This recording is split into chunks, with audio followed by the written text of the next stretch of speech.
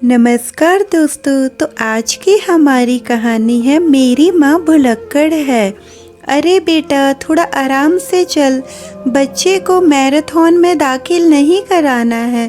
गीता अपनी गर्भवती बेटी सोनम को टोकते हुए बोली। हाँ माँ, ऑफिस के लिए लेट हो रही हूँ, कहते हुए सोनम निकल गई। गीता और महेश ने सोनम को गोद लिया था। गीता एक टीचर थी। लगभग 20 साल पहले सड़क पर एक 5-6 साल की लड़की को भटकते हुए गीता ने देखा। उसने उस बच्ची से उसके माँ बाप के बारे में पूछा तो वह कुछ बता न सकी।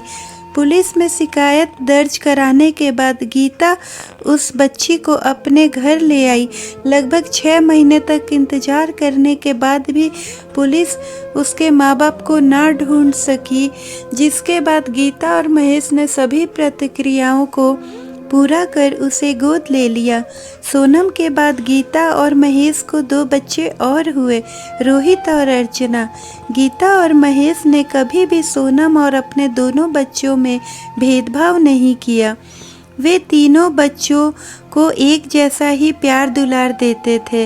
समय आने पर सभी बच्चों को ये बात भी बता दी गई कि सोनम गोद ली हुई बेटी है, लेकिन इस बात से रोहित और अर्चना को बिल्कुल भी फर्क नहीं पड़ा, बल्कि वे सोनम को और ज़्यादा सम्मान देने लगे। सोनम ने ग्रेजुएशन के बाद MBA किया और एक बड़ी कंपनी में HR की नौकरी करने लगी। सोनम को विशाल से प्यार था। इस बात को जब उसने अपने माँ बाप को बताया तो उन्होंने खुशी खुशी सोनम की शादी करा दी। विशाल पेशे से इंजीनियर था, तो उसे काम के सिलसिले में कहीं भी जाना पड़ता था, इसलिए शादी के बाद भी सोनम अपने परिवार के साथ ही रहती थी। शादी के 1 साल बाद ही वह गर्भवती हो गई। इसी बीच विशाल को 1 साल के लिए न्यूयॉर्क जाना पड़ा। सोनम को किसी बात की चिंता नहीं थी, पूरा परिवार उसका ध्यान रखता था। एक दिन अर्चना सोनम के पास आकर कहने लगी, दीदी आज मैं बहुत खुश हूँ, मैं इंजीनियरिंग करने के लिए हार्वर्ड यूनिवर्सिटी जा रही हूँ। सोनम ये बात सुनकर खुश तो हुई, लेकिन अचानक से उसके अतीत ने उसे कचोटता शुरू कर दिया। वह मन से ही सोचने लगी कि मेरा भी तो मन था विदेश जाकर पढ़ने का, लेकिन उस वक्त माँ पापा ने मना कर दिया। आखिर अपना खून है तो जाने ही देंगे ना। सोनम को अचानक से परायापन महसूस होने लगा। उसे समझ नहीं आ रहा था कि वह क्या करे।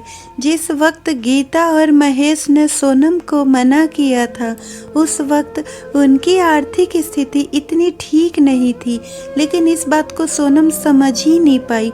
सोनम ने अगले दिन माँ से बेरुखी से कहा कि विशाल आ रहे हैं मुझे लेने, जब मैं उनके ही साथ जाकर रहूँगी। गीता को ये बात कुछ समझ में नहीं आई। वह जब तक सोनम से इसका मतलब पूछती, तब तक वह ऑफिस के लिए जा चुकी थी। सोनम अपने ऑफिस पहुंची ही थी कि सीढ़ियों पर चढ़ते समय उसका पैर डगमगाया और वह पेट के बल गिर गई। सोनम की आंखें हॉस्पिटल के बेड पर खुली। उसने अपने पेट पर हाथ फेरा तो आंखों से आंसू आ गया। उसे अपने बच्चे की चिंता हुई। दरवाजे पर देखा तो शीशे के उस तरफ माँ और विशाल का चेहरा दिखाई दे रहा था। बधाई हो, आपको प्यारी सी बेटी हुई है, नर्स ने बच्ची को सोनम के पास रखते हुए कहा। अपनी बच्ची को देखकर सोनम की जान में जान आई। डॉक्टर ने कहा, अगर आपकी माँ ने हमें आपकी हेल्थ कंडीशन के बारे में नहीं बताया होता तो पता नहीं क्या होता। वक्त रहते आपकी और आपके बच्चे की जान बच गई। बच्चे पैदा करते समय जो समस्या आपकी माँ को हुई थी, वही प्रॉब्लम आपको भी होनी थी। ये एक प्रकार की आनुवंशिक समस्या है। डॉक्टर की बात सुनकर सोनम अवाक रह गई। वह सोचने लगी कि मैं तो गोद ली हुई बेटी हूँ, तो माँ को कैसे पता कि मेरी हेल्थ कंडीशन क्या है।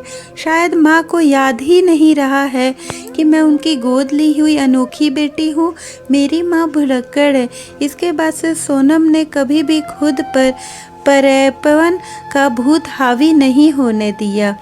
तो दोस्तों आपको ये कहानी कैसी लगी लाइक कमेंट करके बताएं और चैनल को सब्सक्राइब करना ना भूलें। तो मिलते हैं एक नई कहानी के साथ। धन्यवाद।